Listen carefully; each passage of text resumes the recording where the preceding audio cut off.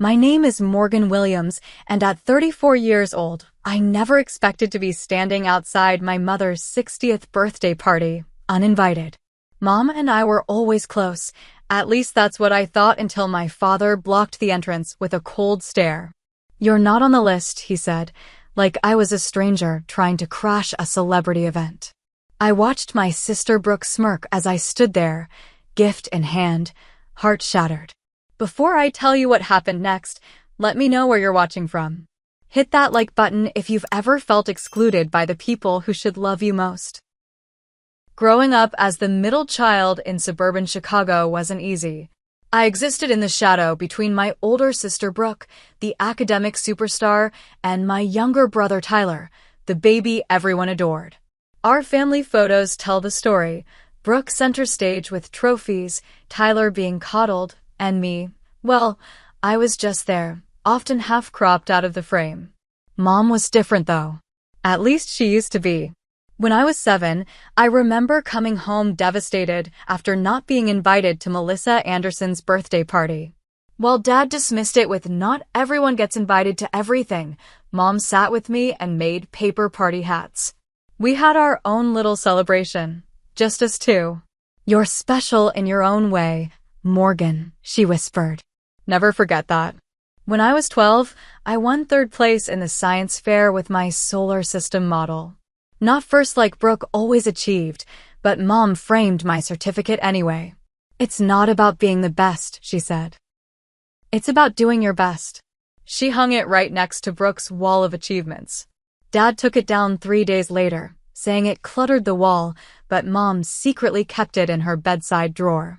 During my 16th birthday, when friends canceled last minute for a more popular girls' party, Mom drove me 2 hours to the city for a musical I'd been dying to see. We dressed up, had dinner at a fancy restaurant, and she treated me like I was the most important person in the world. Sometimes it's quality, not quantity, that matters with relationships, she assured me. These moments were my anchors, proof that someone in my family truly saw me. But things changed when I left for college. Unlike Brooke, who stayed close to home at Northwestern, I ventured further to Boston University. "Why so far?" Dad complained. "Are we not good enough for you?" That distance, initially geographic, gradually became emotional. After college, I surprised everyone, including myself, by thriving in the tech industry. While Brooke followed Dad into the family insurance business and Tyler floated between bartending jobs, I climbed the corporate ladder aggressively. By 34, I was director of operations at Vertex Technologies, managing over 200 employees and a budget that made my father's insurance agency look like a lemonade stand. My success created a rift. During holidays, conversations became landmines. "So you're still at that computer company?" Dad would ask, though I'd sent family gift baskets with Vertex's logo every Christmas for 5 years. "When are you going to settle down and give your mother grandchildren?" was the inevitable follow-up, despite Brooke and her boyfriend Jesse not having children either. But the real tension was with Brooke. 3 Thanksgivings ago, after too many glasses of wine, she cornered me in the kitchen. "You think you're so special with your fancy Boston life," she hissed, slicing into the pumpkin pie with unnecessary force. "You have no idea what it's like here, dealing with Mom and Dad every day while you send occasional gifts and think that counts as family." "I call every week," I defended myself. "I invite you all to visit." To show off, she snapped. "Everything's a competition with you, Morgan. Always has been." The irony of that statement coming from Brooke was staggering. I'd spent my childhood watching her collect accolades while I clapped from the sidelines. "That's not fair," I said, keeping my voice low. "I've worked hard for what I have." "And we haven't?" Her eyes narrowed. "You think you're better than us because you escaped?" Let me tell you something. Mom doesn't brag about your job. She doesn't even understand what you do. At least I'm here, being a real daughter. Those words cut deeper than she knew. After that Thanksgiving, Mom's weekly calls became monthly, then sporadic. When we did speak, she sounded distant, distracted. The woman who once kept my science fair certificate in her drawer now struggled to remember basic details about my life. Tyler followed Brooke's lead, as he always had. My once playful texts with my younger brother devolved into one-word responses. The last time I visited, he spent the entire weekend glued to his phone, barely acknowledging my presence. Dad had never been my champion, but his disapproval calcified into something harder. "Your mother worries about you," he'd say during our increasingly rare conversations. All alone in that city. Working too much. It's not natural for a woman your age. I tried explaining that I wasn't alone. I had friends, colleagues, a life I'd built. But to them, success without their definition of family wasn't really success at all. It was failure dressed in designer clothes and a corner office. Mom's gradual withdrawal hurt most of all. The woman who once drove 2 hours for a musical now couldn't seem to spare 5 minutes on the phone without Brooke hovering in the background. "Brooke says you're too busy for us now," she mentioned once, voice small. "Is that true, Morgan?" No matter how I answered, the narrative had already been written. I was the daughter who left. The one who chose career over family. The villain in a story I never agreed to star in. Last Thanksgiving was the breaking point. After another pointed comment from Brooke about my empty life, I finally snapped. "At least I built my life myself," I said, setting down my fork. "I didn't just slide into Dad's business and pretend that makes me special." The table fell silent. Mom looked stricken. Dad's face reddened. "I think you should leave," Brooke said quietly, victorious. So I did. I packed my bag, called a car, and flew back to Boston that night. No one called to apologize. No one called at all. Until 3 months later, when I saw the Facebook post about Mom's 60th birthday celebration. Not from her page, she barely used social media, but from Brooke's. A grand party with all extended family invited. Everyone except me, apparently. I discovered Mom's birthday celebration while mindlessly scrolling through Facebook during a late night at the office. Brooke had created an event page with a professional-looking banner celebrating Patricia Williams' 60 years of love. The guest list included relatives I hadn't seen in years, childhood neighbors, even Mom's old college roommate who now lived in Florida. My name was conspicuously absent from the going list. I stared at my screen, the blue light illuminating my face in the darkened office. It was nearly midnight in Boston, and I was still reviewing quarterly reports while the cleaning staff vacuumed around my desk. This dedication was exactly what my family criticized, but it was also what had earned me respect in an industry not always kind to women. "Morgan." My assistant Rachel appeared in the doorway. "You're still here?" The security guy called up wondering if everything was okay. I minimized the Facebook tab quickly. "Just finishing up some things." Rachel nodded, unconvinced. "You know, normal people don't work until midnight on Fridays." "Since when am I normal?" I attempted a smile that didn't reach my eyes. After she left, I reopened Facebook and did something I rarely allowed myself. I scrolled through family photos. Mom's 59th birthday last year, which I'd missed due to the Tokyo client emergency. Tyler's promotion to head bartender, which I'd congratulated via text. Dad and Mom's anniversary dinner, everyone smiling except the empty space where I should have been. I picked up my phone and called my mother directly. It was late, but she was always a night owl. "Morgan." She sounded surprised. "Is everything okay?" That was our relationship now. Calls meant emergencies, not connection. "Everything's fine, Mom. I swallowed hard. "I saw about your birthday party. On Facebook." A pause. "Oh, that." "I didn't get an invitation," I said, hating how small my voice sounded. "I thought." She hesitated. "Brooke said you were too busy. That big project you mentioned. The Singapore expansion? That's next month." I pinched the bridge of my nose. "Mom, it's your 60th birthday. Of course I'd make time." "Well," her voice warmed slightly, "of course you should come. It would be lovely to see you." The conversation continued awkwardly, with Mom providing basic details while sounding strangely hesitant. After hanging up, I immediately booked a first-class ticket to Chicago for the following weekend. $2,100 I couldn't really afford to spend, but this felt important, necessary. The next morning, I called Rachel from my apartment. I need to take Friday off next week. Family thing. You? Taking time off for family? She sounded genuinely shocked. Are you feeling okay? Very funny. Just reschedule the vendor meetings, please. Preparing for this trip became an operation of military precision. I spent hours finding the perfect gift. A vintage emerald brooch from an antique shop that reminded me of one Mom had always admired in her grandmother's jewelry box, paired with a premium spa package at the resort she'd mentioned wanting to visit. The total came to just under $3,000, extravagant perhaps, but I wanted to show them all that despite my absence, I still knew what would make Mom happy.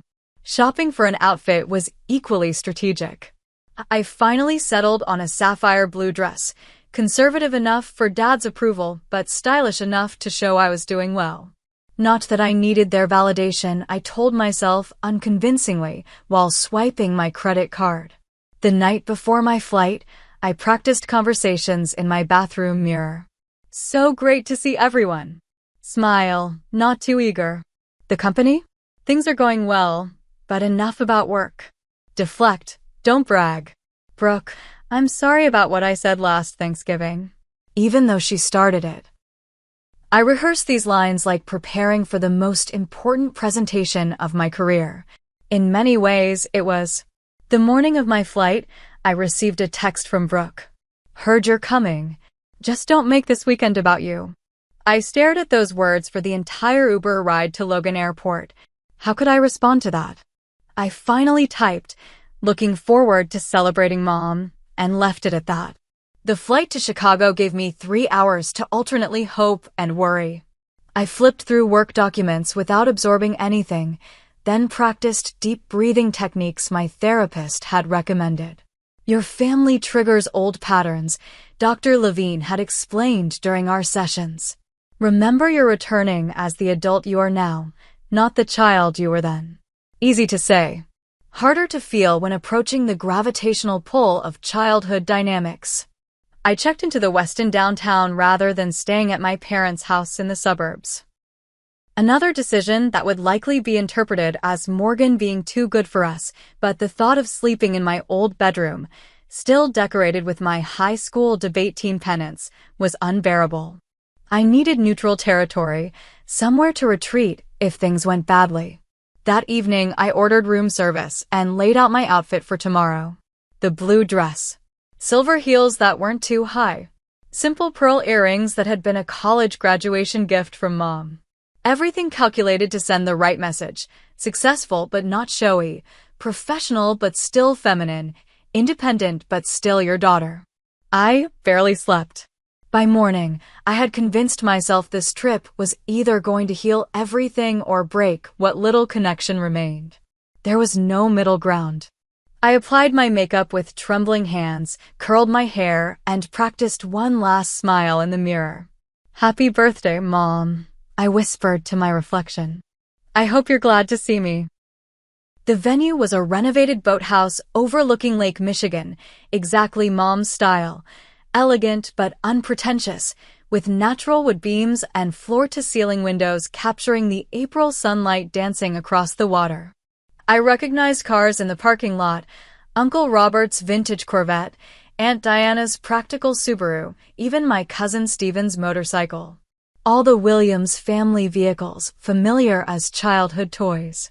As I approached the entrance, clutching my carefully wrapped gift, I spotted my father's college friend Thomas smoking outside. Morgan. His eyebrows shot up. My goodness, is that you? It's been years. Hi, Mr. Paulson, I smiled, falling back into childhood formality. Good to see you. You look just like your mother at your age, he said, giving me an awkward side hug. She'll be thrilled you made it. She was just saying she wished all her children could be here today. That comment sent a confusing pang through me. Why would Mom say that if she knew I was coming? Before I could question further, my cousin Eliza emerged from the building. Morgan. Her surprise seemed genuine as she embraced me. I had no idea you were coming. Brooke said you couldn't make it because of some big work thing. I rearranged some meetings, I said carefully, increasingly uneasy.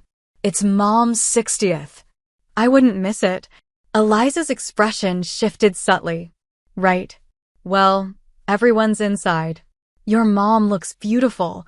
I followed her to the entrance, where my father stood greeting guests. His gray hair was freshly cut, his posture still military straight from his years in the reserve. When he saw me, no smile came. Instead, his face hardened into the expression I knew from childhood reprimands. Morgan, he said flatly. What are you doing here? The question knocked the rehearsed greeting from my mind. I'm here for Mom's birthday, I said, trying to keep my voice light. Is that so surprising? He looked down at the clipboard in his hand, running his finger down what appeared to be a guest list. You're not on the list. Those 4 words hung in the air between us. I felt blood rush to my face, aware of others watching this interaction. There must be some mistake, I said quietly. I spoke to Mom last week. She said of course I should come. Dad's expression didn't change. There's no mistake. This party has been planned for months. By people who are actually involved in your mother's life. The deliberate cruelty of his words stole my breath. Behind him, I could see other guests pretending not to watch while absolutely watching. This humiliation was public, intentional. Dad, I said, lowering my voice further. Please don't do this. I flew in specifically for this. I just want to wish Mom happy birthday. You should have called first, he said. This is a private party for people who actually make time for family. Before I could respond, Brooke appeared at his side, her boyfriend Jesse trailing behind her. She wore a pink dress nearly identical to one Mom owned, her hair styled in Mom's preferred soft waves. The visual message wasn't subtle. She was the true daughter, the rightful heir to maternal affection. Is there a problem? She asked sweetly, though her eyes gleamed with satisfaction. Morgan's not on the guest list, Dad repeated. Oh, Brooke's false concern was almost artistic. That's awkward. I thought we discussed this, Morgan. After what happened at Thanksgiving? We didn't discuss anything, I said, fighting to keep my composure. I spoke to Mom directly. Mom probably felt put on the spot, Brooke shrugged. You know how she hates confrontation. I looked past them, trying to locate my mother in the crowd inside. Where is she? I'd like to speak with her myself. She's busy with her actual guests, Dad said. I'm not going to let you upset her on her birthday. I noticed Jesse shifting uncomfortably behind Brooke, his gaze fixed on the ground. He was tall, conventionally handsome with dark hair and glasses, wearing a suit that looked expensive, but slightly too large. I'd never met him before, only seen him in Facebook photos. He seemed distinctly uncomfortable with the scene unfolding. As I stood there, gift in hand, I overheard an older woman whisper, "Is that Morgan?" I thought she wasn't speaking to the family anymore. Another voice, Cousin Stephen's wife perhaps. Brooke said she called Patricia an unsupportive mother at Thanksgiving. Can you imagine? And then Brooke herself, not bothering to lower her voice. Did she really think she was welcome after what she said? In that moment, I understood with crystal clarity. This rejection wasn't impromptu. It was planned, probably anticipated with pleasure. I was being punished, not just excluded. I took a deep breath and steadied myself. I would not cry here. I would not give them the satisfaction. I understand, I said, surprising myself with how calm I sounded. Please give this to Mom. It's her birthday gift. I handed the beautifully wrapped package to my father, who took it reflexively. Tell her I love her and hope she has a wonderful birthday, I continued, maintaining eye contact with him. That's all I came to say. Without waiting for a response, I turned and walked away, back straight, pace measured. I didn't allow myself to rush, though every instinct screamed to run from this humiliation. Behind me, I heard Brooks laugh, then my father's deeper voice, saying something I couldn't quite catch. I made it all the way to my rental car before my hands started shaking so badly I couldn't get the key into the ignition. The carefully applied mascara was in danger of creating black rivers down my cheeks. I gripped the steering wheel, focusing on my breathing. In, 2, 3, 4. Out, 2, 3, 4. I would not break down in this parking lot. I would drive back to the hotel, pack my things, change my flight, and be back in Boston by tomorrow. This chapter would be closed forever. No more attempts at reconciliation, no more holiday phone calls, no more pretending we were a family instead of people who once lived in the same house. I was about to start the car when a knock on my window nearly caused me to jump out of my skin.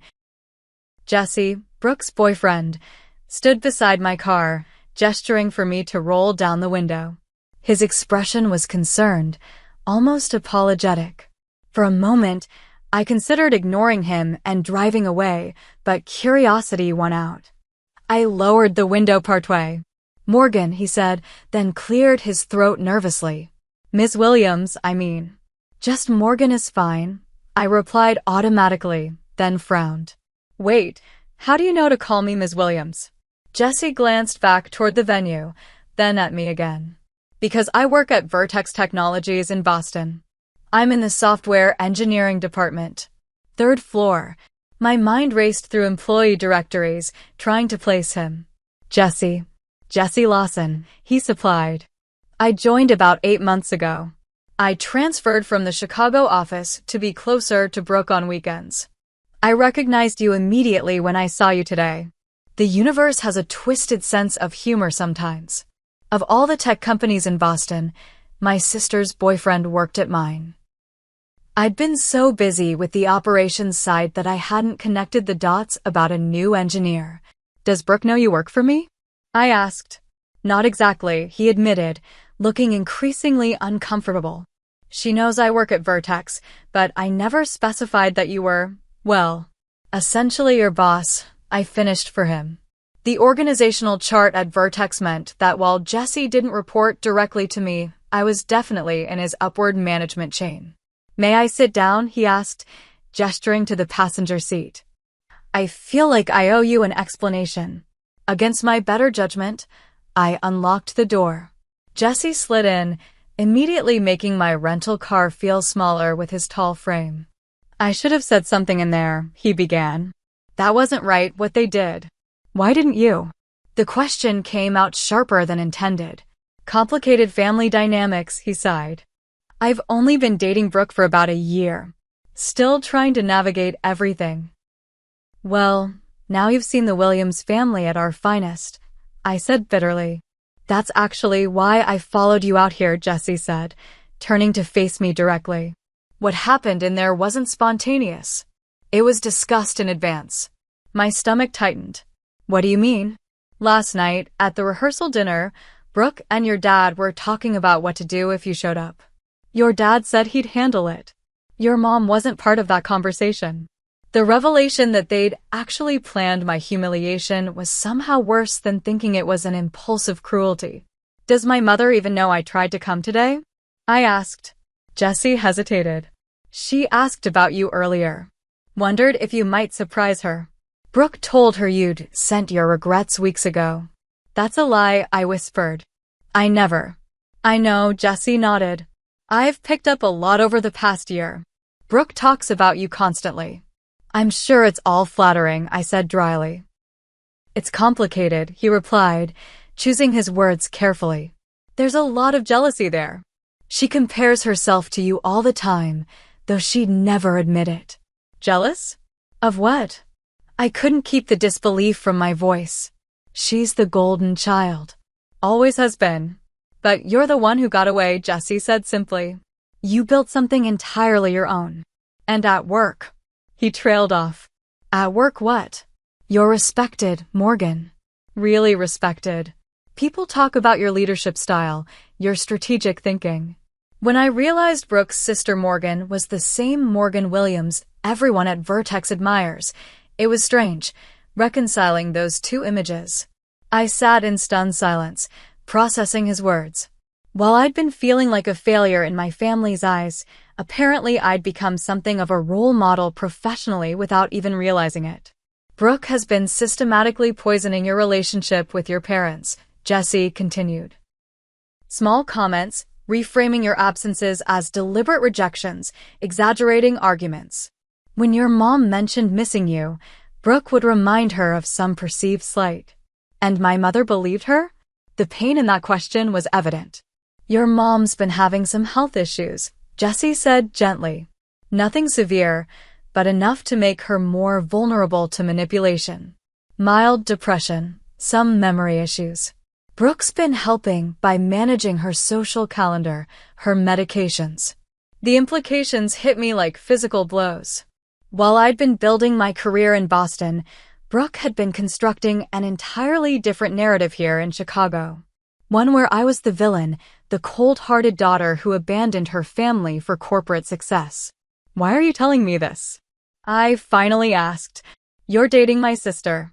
Your loyalty should be to her. Jesse looked down at his hands. Because what happened in there was wrong.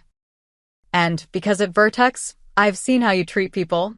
With respect, even when they make mistakes. The stories don't match up. He paused. Also, selfishly, it's awkward when your girlfriend's family drama involves your boss. Despite everything, that made me laugh a little. I can imagine. So, what are you going to do? He asked. I stared out at Lake Michigan, its surface glittering in the spring sunshine. The easy path would be to drive away, return to Boston, and finally sever these painful ties. The professional in me knew that sometimes cutting losses was the strategic choice. But another part of me, perhaps the part that still remembered my mother making paper party hats when I was 7, couldn't just leave things this way. I think I said slowly that it's time everyone heard the truth. Including my mother. Jesse nodded, looking both relieved and terrified. I'll support whatever you decide to do. Just remember I have to see these people at holidays. Don't worry, I assured him, reaching for the door handle. I've learned a thing or two about handling difficult personalities in the corporate world. As we walked back toward the venue, I felt a strange calm settle over me. This confrontation wasn't what I'd planned for today, but perhaps it was exactly what had been needed for years. Walking back into that building was one of the hardest things I've ever done. Harder than my first major presentation to the board. Harder than firing a team member I personally hired. This required a different kind of courage, the courage to face people who'd known you since you wore braces and still believed they had the right to define who you were. Jesse and I entered through a side door, avoiding my father's checkpoint at the main entrance. The celebration was in full swing now, with about 60 people mingling around circular tables. A slideshow of family photos played on a large screen. I noted my near absence from the curated selection. My mother sat at a central table, looking beautiful in a lavender dress that complemented her silver hair. She was laughing at something Uncle Robert was saying, unaware of the drama that had unfolded at the entrance. Brooke noticed us first. Her eyes widened, darting between Jesse and me with dawning comprehension. She immediately began making her way across the room, but it was too late. Jesse stepped forward, his voice carrying across the room as conversations naturally lulled. Everyone, I'd like to introduce Morgan Williams, Patricia's daughter. And, he added with perfect timing, my boss at Vertex Technologies. The room fell silent. My mother's head snapped up, her eyes finding mine with a mixture of confusion and what appeared to be genuine delight. Morgan, she stood up, napkin falling forgotten to the floor. You came. Before I could respond, Brooke reached us, her face flushed with anger. Jesse, what are you doing? She hissed. The right thing, he said simply. My father appeared next, his expression thunderous. I thought I made myself clear at the door. You did, I replied, keeping my voice level. But it seems there's been some confusion about my relationship with this family that needs clearing up. Mom approached, looking between us with growing concern. What's going on? Robert? Why do you look so angry? Morgan, sweetheart, I'm so happy you're here. Her sincere joy at seeing me confirmed what Jessie had said. She hadn't known about my rejection at the door. The realization both relieved and infuriated me. Mom, I said gently, taking her hands in mine. I need to ask you something important. Did you think I didn't want to come to your birthday? She blinked, confusion evident. Well, Brooke said you were too busy with work. That big project you mentioned. I never said that, I told her firmly. In fact, when we spoke, I specifically said I would be here. I took time off work. I flew in yesterday. But then why? Her gaze shifted to Brooke, then to my father.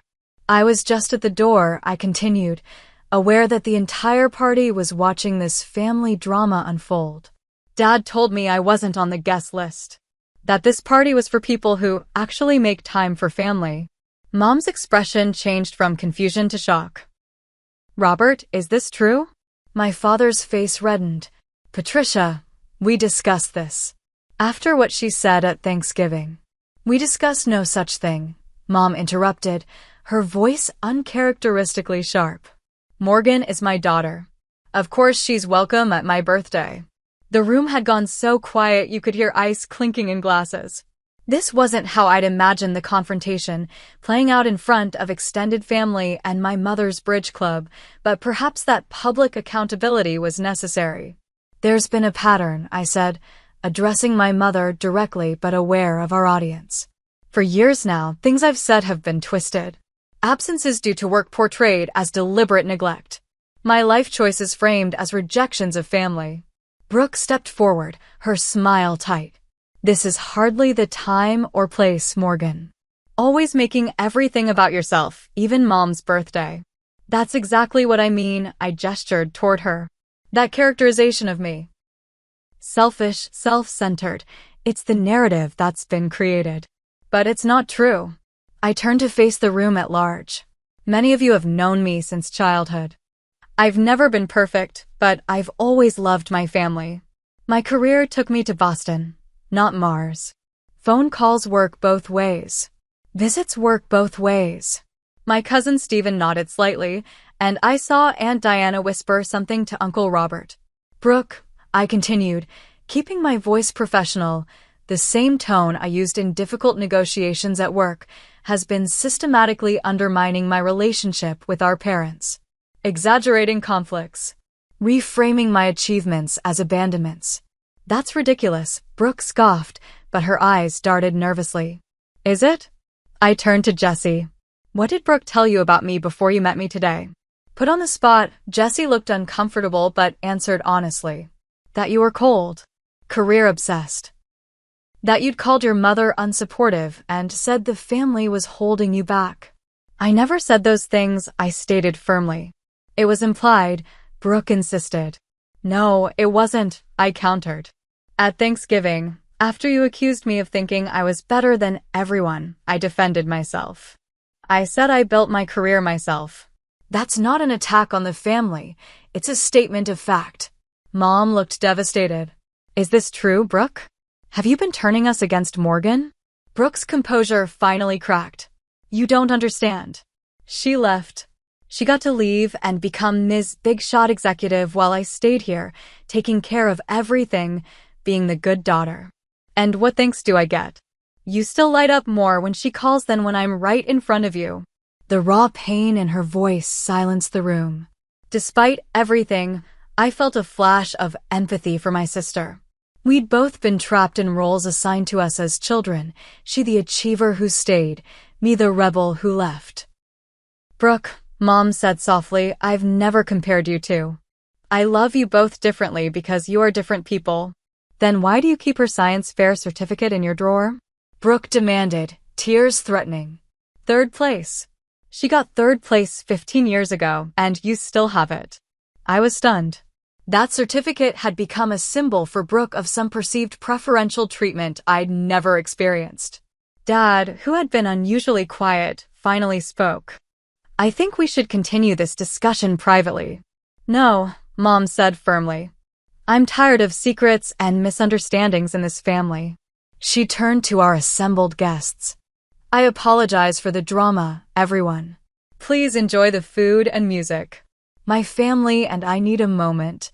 She gestured toward a small side room, and my father, Brooke, Jesse, and I followed her. As the door closed behind us, I caught glimpses of wide eyes and whispered conversations erupting in our wake. Inside the private room, Mom took charge in a way I hadn't seen in years. Sit down, all of you. We complied like scolded children. Robert, she addressed my father first. Did you turn our daughter away at the door of my birthday party? Dad shifted uncomfortably. I was protecting you. After what she said about the family. What exactly did she say? Mom pressed. In her own words, not Brooke's interpretation. My father looked genuinely confused. That we were holding her back. That she had to build her life herself because we never supported her. That's not what I said, I interjected quietly. I said I built my career myself. Which is true. It wasn't an attack, it was a statement of fact after Brooke accused me of having an empty life. Mom turned to Brooke. Have you been deliberately keeping your sister and me apart? Brooke's defiance crumbled under our mother's direct questioning. I was tired of being taken for granted. Morgan gets to swoop in for holidays, everyone makes a big fuss, then she disappears again while I'm here every day, driving you to doctor's appointments, helping with the house. Doctor's appointments? I interrupted, looking at my mother. What doctor's appointments? Mom sighed. I've been having some issues with mild depression and memory. Nothing serious, but it's been challenging. Brooke has been very helpful. You never told me, I said, hurt evident in my voice. Brooke suggested it might stress you out. With your demanding job, Mom admitted, then frowned. But I see now that wasn't her decision to make. The pieces were falling into place. My mother's increasing distance, her confusion during our calls, the way Brooke had positioned herself as gatekeeper to family information. I'm sorry, Jesse spoke up unexpectedly. I should have said something sooner. I've witnessed some of these conversations where things Morgan supposedly said were exaggerated. Brooke turned to him, betrayal in her eyes. You're taking her side? Your boss over your girlfriend. It's not about sides, Jesse said gently. It's about the truth. The word hung in the air between us. Truth. Something our family had been dancing around for years, preferring comfortable narratives to difficult realities. I want to try again, I said into the silence. All of us. But we need honesty. No more triangulation, no more gatekeeper games, no more rewriting conversations. Mom reached out and took my hand. I want that too. I've missed you, Morgan. More than you know. Dad cleared his throat. I may have misjudged some things. If what you're saying is accurate. It wasn't quite an apology, but from my father, it was significant. Brooke remained silent, tears streaming down her face now. The careful image she'd cultivated, perfect daughter, family protector, was crumbling, and I couldn't tell if she was mourning its loss or relieved to set down the burden. This won't be fixed in one conversation, I acknowledged. But it's a start. As we prepared to rejoin the party, Mom held me back for a moment. Your gift, she said softly. The emerald brooch. How did you know? You showed me Grandma's jewelry box when I was 10, I replied. You pointed to a similar one that was lost during the move. You said it was your favorite. Her eyes filled with tears. You remembered that? After all these years. I remember everything important, Mom, I said, squeezing her hand. Just because I'm not here doesn't mean I'm not present. We returned to the celebration, the tension still palpable but somehow lighter. The truth, even painful truth, weighs less than lies. As guests slowly resumed their conversations, I noticed something unexpected. Family members approaching me, making real connections rather than small talk. Even my father made an effort, awkwardly asking about my work with genuine interest for perhaps the first time. Brooke remained distant, processing her new reality. This confrontation had exposed not just her actions, but her insecurities. Healing that relationship would take the most time, if it could be healed at all. But as Mom cut her birthday cake, with me standing on one side and Brooke on the other, both of us reflected in her smile. I felt something I hadn't expected to find that day: hope. The Monday after Mom's birthday, I returned to my office in Boston with the emotional equivalent of a hangover.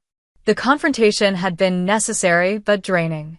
I'd extended my stay through Sunday, spending time with Mom, having stilted but civil conversations with Dad, and giving Brooke the space she clearly needed.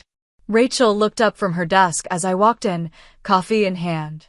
"So, how was the family reunion?"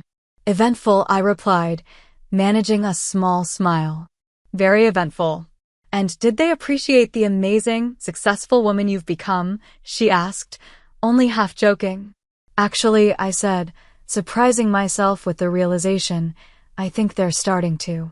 The professional implications of the weekend hit me around 11 that morning when I received an email from HR confirming a departmental transfer request for Jesse Lawson. My sister's boyfriend was moving from software engineering to the product development team. A lateral move that would take him out of my reporting chain. Professionally appropriate. Personally complicated. I called Jesse that afternoon. "You didn't have to transfer departments," I said when he answered. "It seemed like the right thing to do," he replied. "Cleaner boundaries, given everything." "How's Brooke taking all of this?" I asked, the question I'd been avoiding. Jesse's sigh carried through the phone. "She's struggling. Your confrontation shattered the narrative she's been living in. She gave me an ultimatum Saturday night." My stomach tightened. "You or me?" "Essentially," he confirmed. "She said if I respected her, I'd quit Vertex." The manipulation was so familiar it almost made me laugh. "What did you tell her?"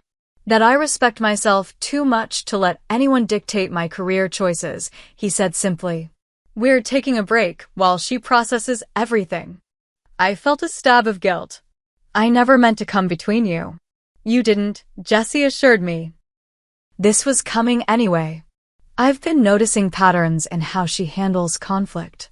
Your confrontation just accelerated things." After hanging up, I stared out my office window at the Boston skyline.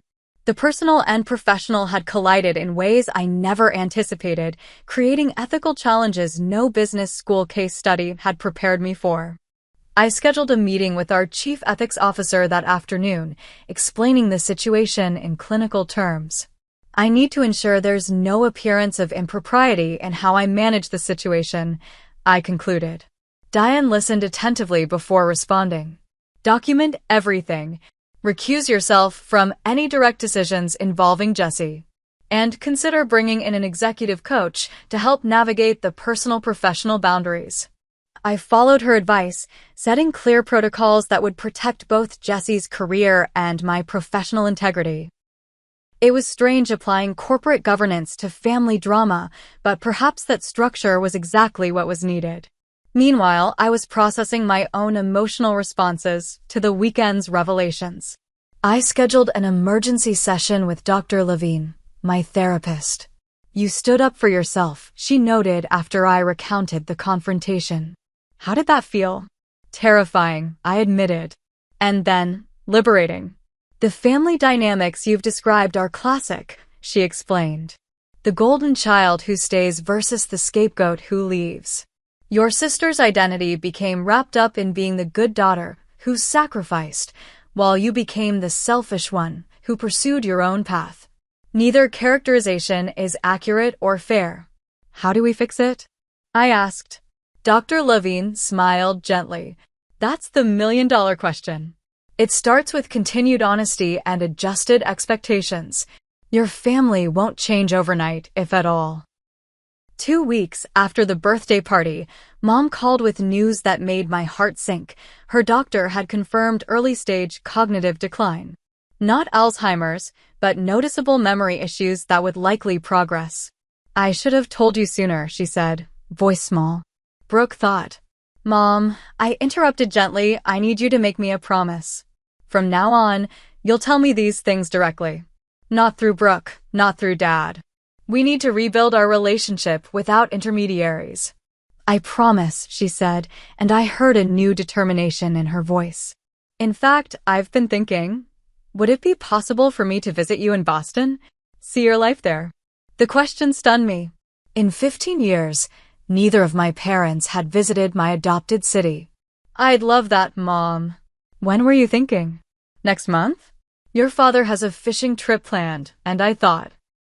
The implication that she wanted to come alone, to see me without the family dynamics interfering, warmed something long cold inside me.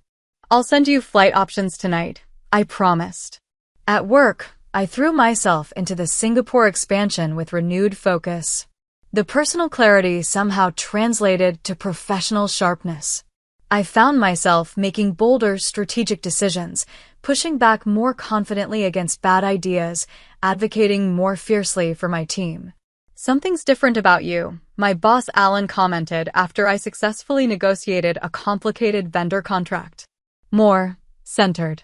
I'm learning to bring my whole self to work, I replied, surprising us both with the personal disclosure. The Jesse situation remained delicate. We maintained strictly professional interactions at the office, but occasionally met for coffee on weekends to process the ongoing family drama. His relationship with Brooke remained on pause, though they still communicated sporadically. She's seeing a therapist, he told me during one such coffee. Your mom insisted. That news gave me more hope than anything else. Brooke voluntarily seeking help suggested she might be ready to examine her own role in the family dysfunction. 3 months after the birthday confrontation, I received the most unexpected email of my career. The CEO wanted to meet to discuss a new VP position overseeing global operations. The promotion would mean more responsibility, more travel, and significantly more visibility within the company. During the interview, CEO Stephanie Davis asked something unexpected. The role requires difficult conversations and standing firm under pressure. Tell me about a time you've demonstrated those qualities outside of work. I took a deep breath and shared a carefully edited version of the birthday confrontation, focusing on the principles of truth-telling and boundary setting rather than the messy family details. When I finished, Stephanie nodded thoughtfully. That's exactly why we're considering you for this role, Morgan. Your technical skills are exceptional, but it's your integrity and courage that set you apart. A week later, I accepted the VP position. The first person I called was my mother. I'm so proud of you, she said, her voice clear and present in a way it hadn't been in years. I always knew you were destined for important things. Even when I was getting third place in science fairs? I teased gently. Especially then, she replied. Because you did it your way, not anyone else's. As I hung up, I realized something profound had shifted. For the first time in my adult life, I felt both professionally successful and personally authentic with my family. The walls between those worlds were finally beginning to dissolve. 3 months after the birthday confrontation, my mother stepped off the plane at Logan Airport, her first visit to my Boston life. I waited nervously at the gate, feeling like I was picking up a first date rather than my own mother. Morgan, she called, waving enthusiastically when she spotted me.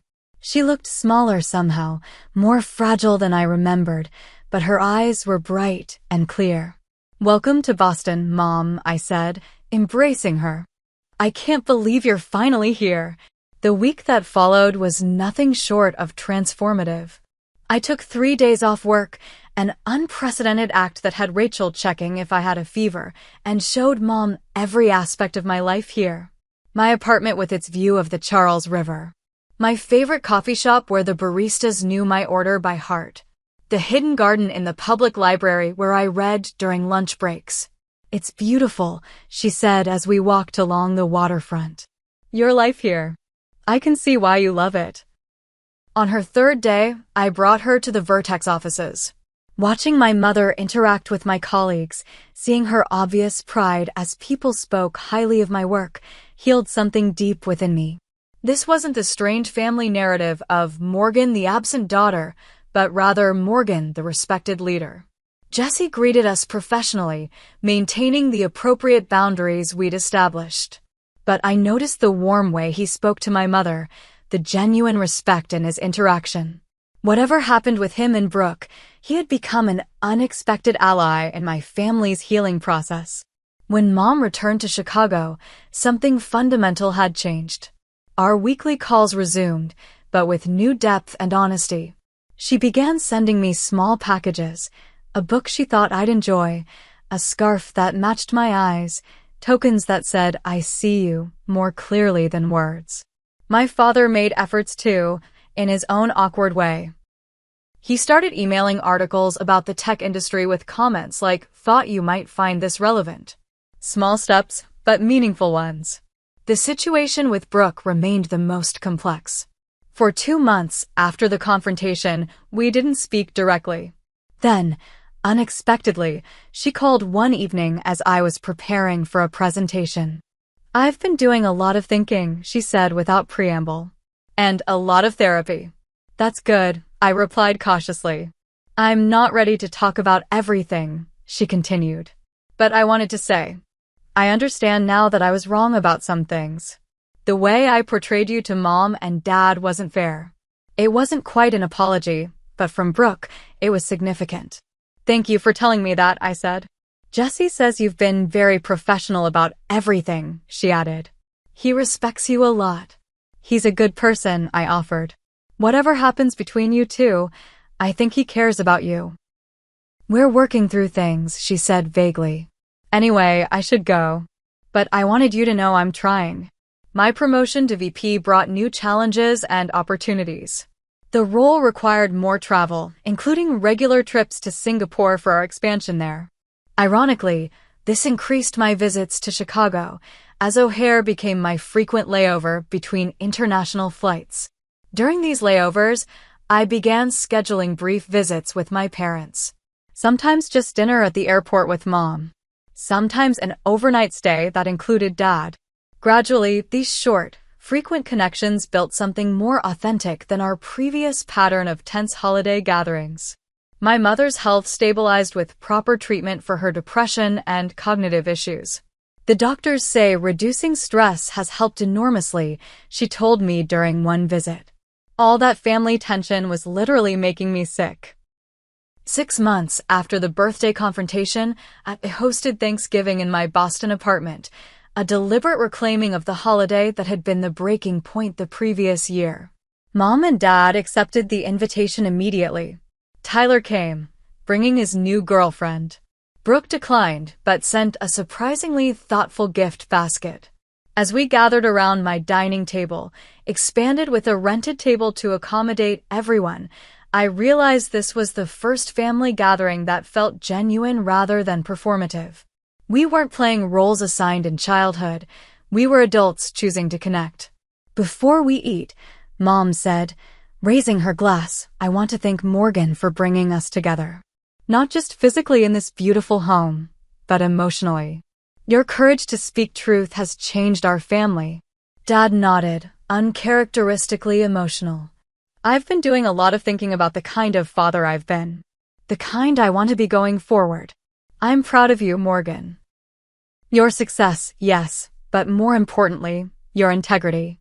That acknowledgement, so long desired and never expected, brought tears to my eyes. Later that evening, as everyone helped clean up, another first in Williams' family history, I received a text from Brooke. "Hope dinner went well. Maybe next year." Those 4 words contained more hope than 1,000 forced family photographs. The professional lessons from this personal journey were profound. My leadership style evolved, becoming more authentic and compassionate. I found myself mentoring younger women at Vertex who struggled with work-life boundaries, sharing edited versions of my own journey. Your worth isn't determined by your family's approval or your professional achievements, I told one particularly promising analyst struggling with parental expectations. It comes from living authentically and treating others with dignity. In my next performance review, CEO Stephanie noted, "You've always been excellent at the technical aspects of leadership. Now you're bringing heart to it as well." That combination is rare and valuable. The birthday confrontation that I'd feared would destroy my family had instead begun its transformation. Not into some perfect Hallmark movie unit.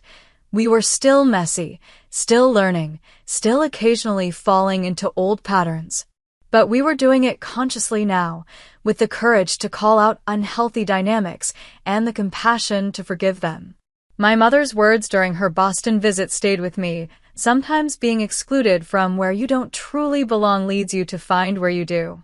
She'd been talking about my career path, but it applied equally to relationships.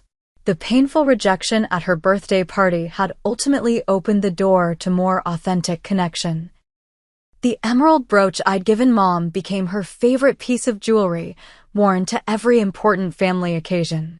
A small symbol of being seen and remembered, even from a distance. This spring, we're planning our first family therapy session. Mom, Dad, Brooke, Tyler, and me.